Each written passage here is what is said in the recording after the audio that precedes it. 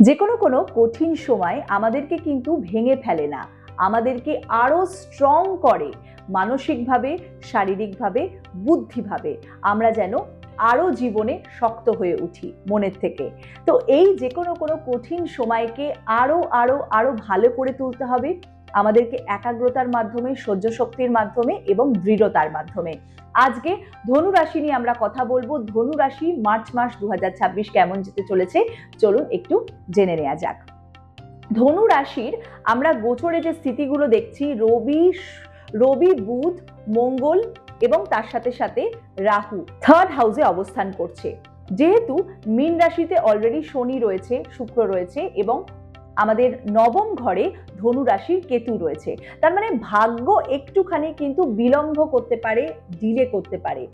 এছাড়া এখানে আরেকটা জিনিস দেখতে হবে যে রবি, রাহু, বুধ এবং মঙ্গল এতগুলো গ্রহ যখন থার্ড হাউসে হয়েছে, আপনাকে কিন্তু একটু লেজি বানাবে, আপনাকে লেথার্জিক বানাবে।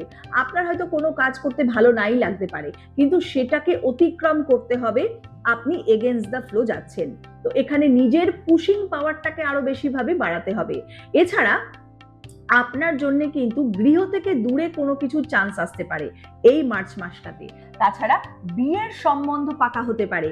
বিয়ের জন্য কিন্তু পাত্রপাত্রী যারা দেখছেন এতদিন ধরে, তাদের জন্য একটা গুড নিউজ রয়েছে। বৃহস্পতি সপ্তমে বসে দৃষ্টি পড়ছে তার লগ্নে।